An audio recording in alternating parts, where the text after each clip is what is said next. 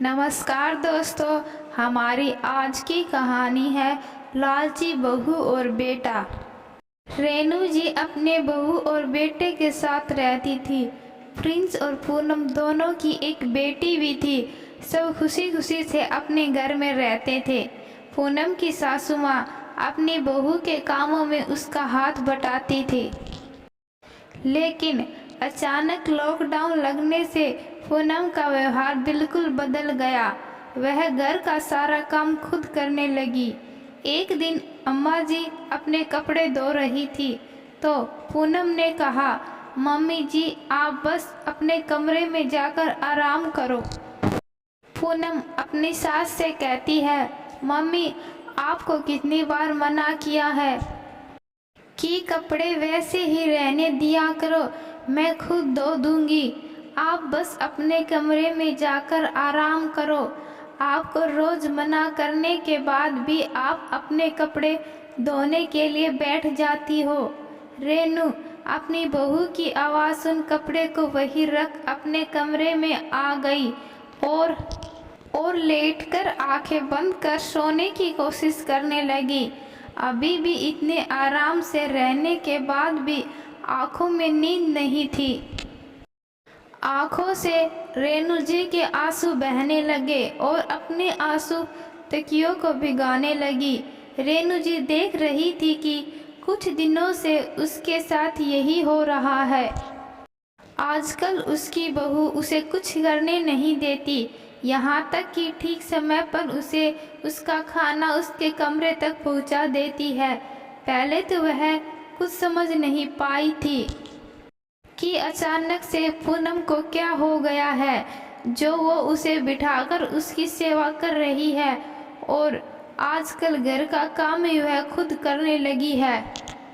लेकिन रेनू जी का यह भ्रम भी बहुत जल्दी टूट गया जब पूनम और उसका बेटा प्रिंस की आवाज़ उसके कानों में गूंज उठी।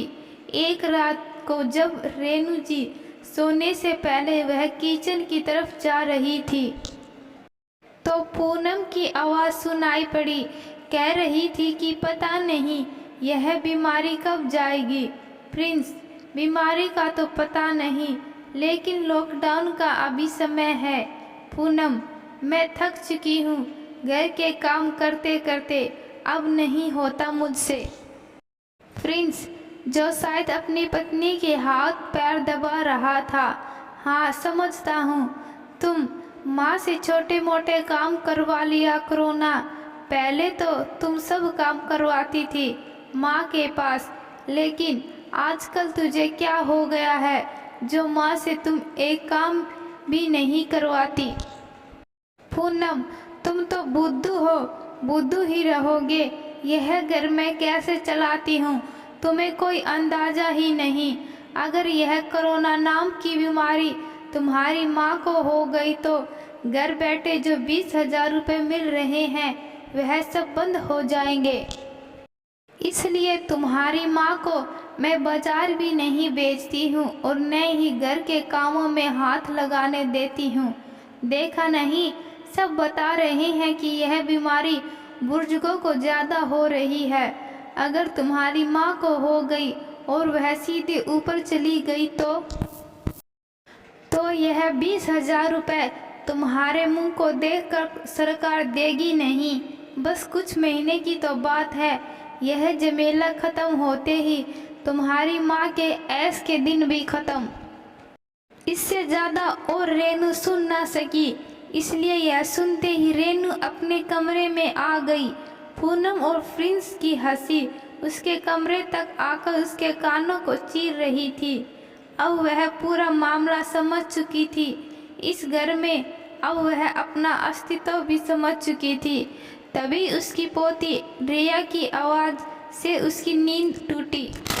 दादी, यह खाना खा लो, माँ ने भिजवाया है।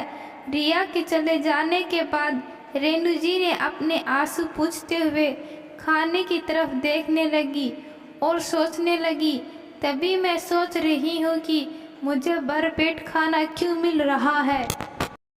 और सोचने लगी कि मेरे बहू बेटा कितने लालची हैं जो अपनी माँ की सेवा नहीं बल्कि माँ की पैसों की सेवा करते हैं। और रेनू जी रोने लगी, मुझे ऐसे बेटे पर धिक्कार है। तो दोस्तों, मैं आशा करती हूँ कि आपको यह कहानी पसंद आई है। अगर कहानी पसंद आई है, कहानी को लाइक, शेयर और कमेंट्स जरूर करना। धन्यवाद।